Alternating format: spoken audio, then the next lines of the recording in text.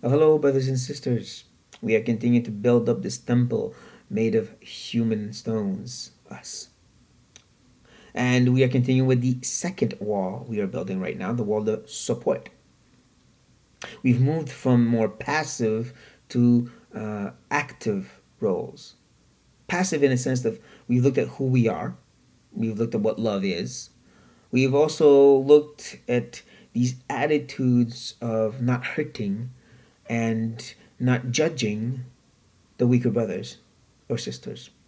But now we've moved on to a more active support or bearing brothers and sisters who are weak in their weaknesses, doing in a way that's best for them and not that pleases me. To the example of Christ, who literally put everything aside to come down to save us, did everything for our good. That's the example. Now we're going to go even deeper down this hole by talking about helping people when it comes to overwhelming, crushing sin. Ooh. Yeah, we're going to go down that path right now because that's part of the whole support and bearing thing. That active effort of loving somebody. We're going to do that by looking at Galatians chapter 6, verse 1 to 5. This passage can be separated in two sections. The first one being positive. Here's how to do it.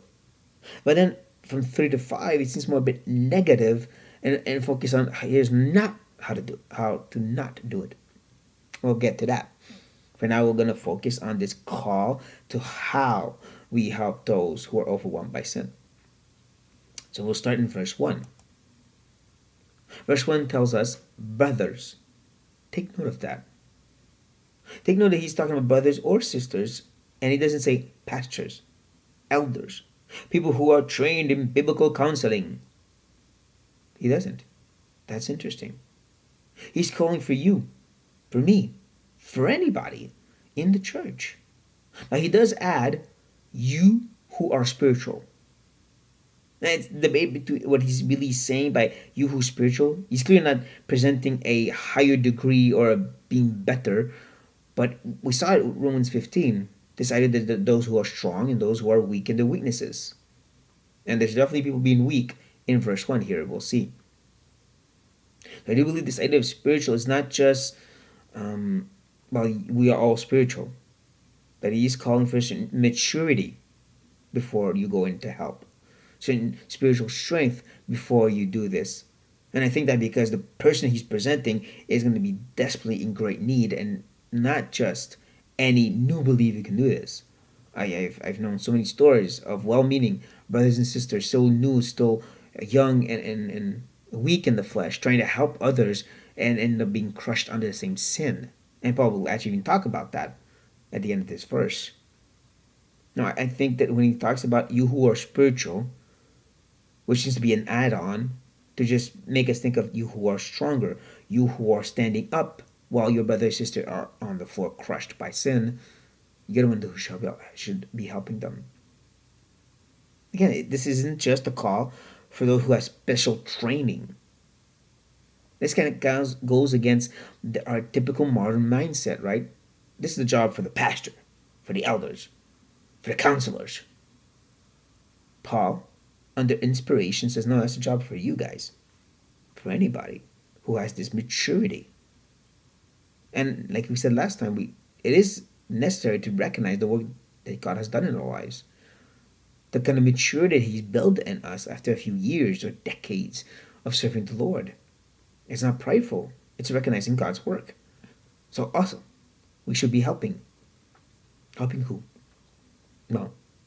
If anyone is caught in any transgression, I do not believe that Paul is just talking about falling once into sin. Somebody just exploded in anger once. Now, sure, the word transgression does mean sin. It does mean, falling. But it's the word caught that's interesting. The word is a compound word that talks about something that comes before and being captured.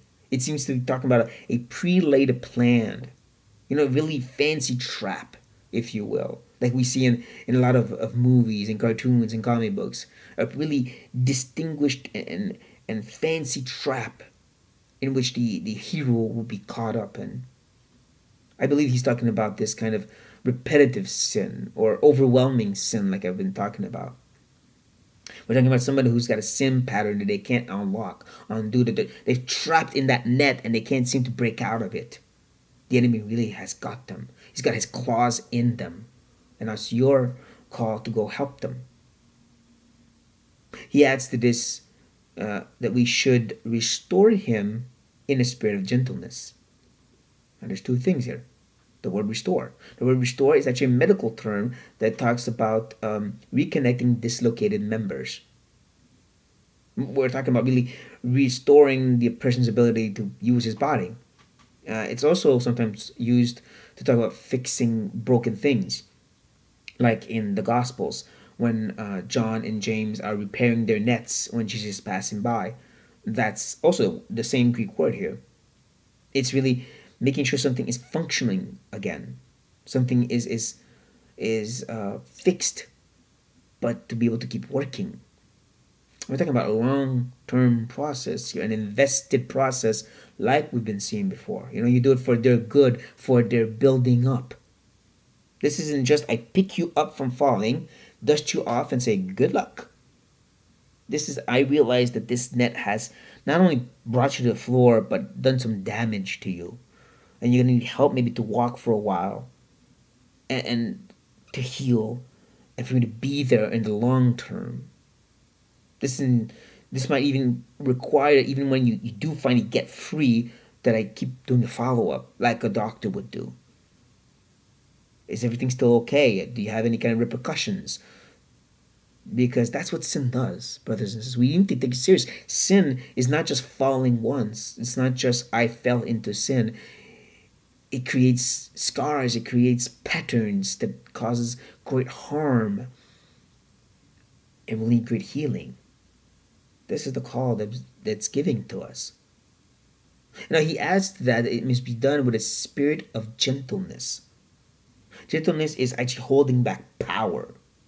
You have the ability to come into their lives and just fix everything by force. You do this, that, and the other day, it's done. Now, go. You hold back from that. You have all this biblical knowledge you can just throw at them. All these verses and exhortation and reprimand. You need to do this and you need to do that. No, you hold back. You do it with a spiritual gentleness. You have the power. You have the great knowledge. You hold it back. Because you're trying to restore them and help them and support them. Now he adds to this a great warning. Keep watch on yourself, lest you too be tempted. I think there's two things to take in consideration, two things he could be meaning here.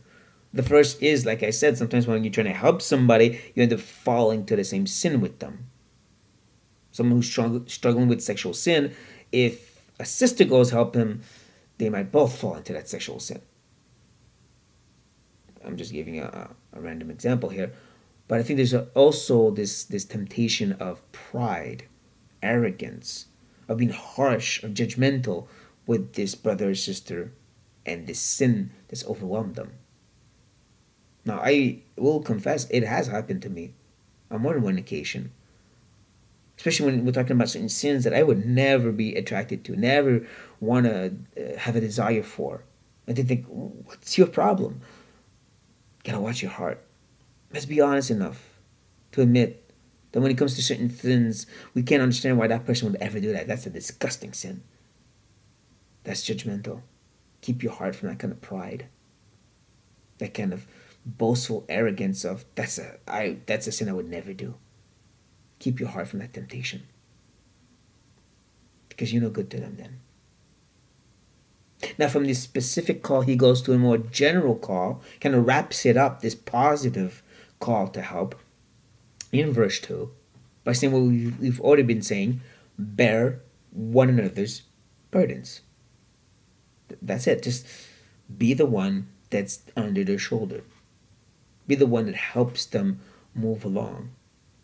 It shouldn't just be about recognizing one has fallen and he's hurt and he's scratched up, and then we get there. But if we are constantly bearing each other's burden, these traps will never get to work. These traps the enemy laid out will never work if we're always bearing each other's burdens. And in that, he says, we fulfill the law of Christ. Think about that. Everything that Christ has put before us, all these commandments that Paul teaches us, like in Galatians 3, Ephesians 4 and 5, and so forth and so on. All these things that are put upon our shoulders are fulfilled by one acting, bearing each other's burdens. That's love put into action. That's service put into action. That's fulfilling the law of Christ. Wow, that's amazing. Like he says, we simplify all of the law, all of the commandments by loving our neighbor the same way we love God. And here's Paul saying again the same thing. Wow. So this is the positive call. Let's move on to the negative one now.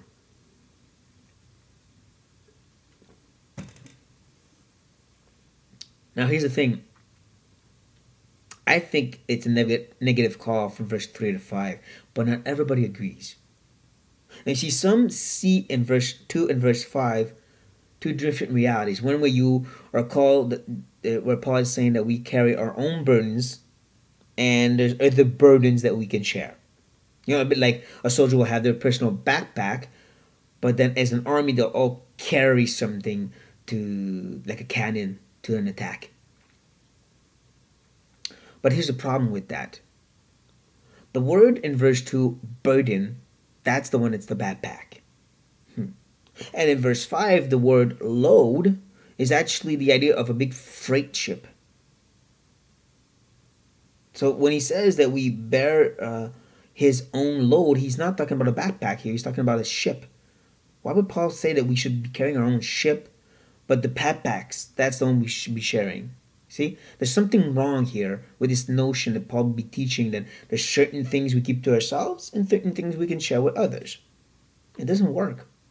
It doesn't work with the specific language Paul is using and with his argument from verse 3 to verse 5. Yeah, when you start and you realize that from verse 3 and verse 5 uses the word for, the transitional word that tells us that this, verse 1 and 2, is true because of verse 3 and 4. And they're true because of verse 5. We see that he's building an argument.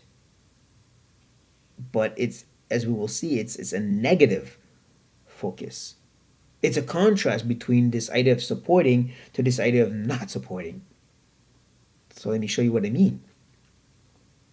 Verse 3 tells us, for if anyone thinks he is something when he is nothing. Yeah, this prideful boast, I am spiritual. I am mature. I am strong. But you're nothing? You're not any of these things? Well, guess what? He deceives himself. Now, the word deceive is also a compound word. It has the word mind in it and the word distortion. His mind has been distorted. I think of funhouse mirrors. You know, sometimes they show you as big and lean or small and strong or whatever.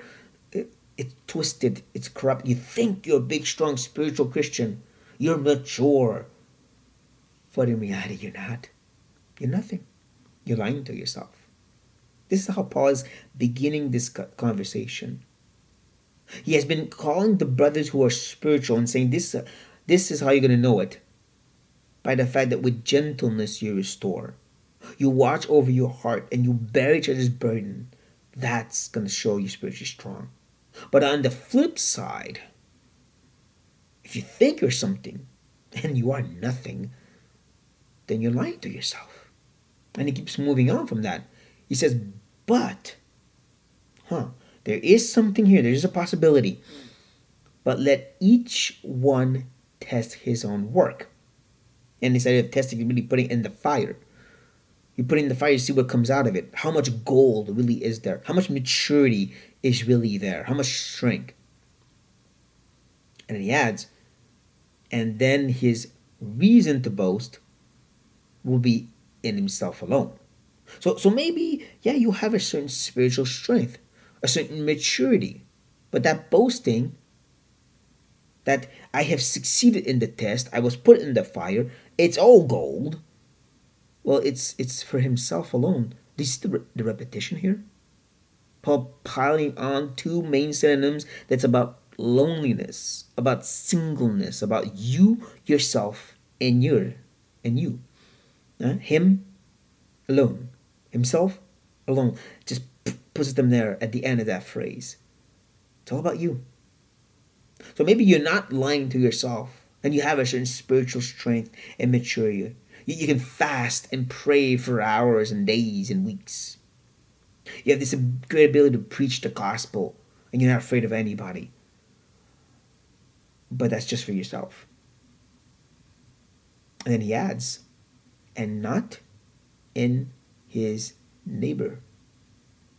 The boast is about how great he is, but not how much he's able to help. You are maybe spiritually strong, but you're not manifesting, proving it by how you're helping those hurting brothers and sisters, crushed under sin. No. So you might have a certain maturity. God has given you certain gifts, but you're just using these gifts for boasting about yourself. This is where Paul is leading us in this conversation. Don't miss that. Don't miss this. This is not about helping somebody like it was in verse 1 and 2. It's negative what he's saying. And then he adds finally 4. 3 and 4 are true. This is selfish boasting about your spiritual strength because each will have to bear his own load. Who's the each here? Is it everybody in the church or who he's talking about in verse 3 and 4? I think it's 3 and 4. I think it's these people that can boast because they are spiritually strong. They've proven it, but it's all about them not helping others. Each of them who think they're so amazing, and maybe they are, but they're not helping anybody, each of them will have to bear their own freight ship. You think you're strong? Well, then lift your own spiritual weight. Carry your own ministry. Use your own gifts by yourself. You don't need a church. You don't need anybody. Go ahead. I think Paul is using some hyperbole, some mockery, like he usually does. Some rhetoric, if you will. Irony. He is really trying to show two clear ways of serving God. Two clear ways of demonstrating your spiritual maturity. You got the way when you're invested in people's lives and you fulfill the law of Christ, and the one where you're lifting up freight boats in your hands and look how amazing I am. I can pray 10 hours in a row. I can fast 6 weeks. I am spiritually amazing. But that's just about you. Paul says, that's great. You're bench pressing a plane. What does that do for your neighbor? I believe that's where Paul is going. Feel free to disagree, but I think this passage is all about the two different ways of demonstrating spiritual strength and maturity. These are two ways of serving God, the selfish me way or the invested helping people way.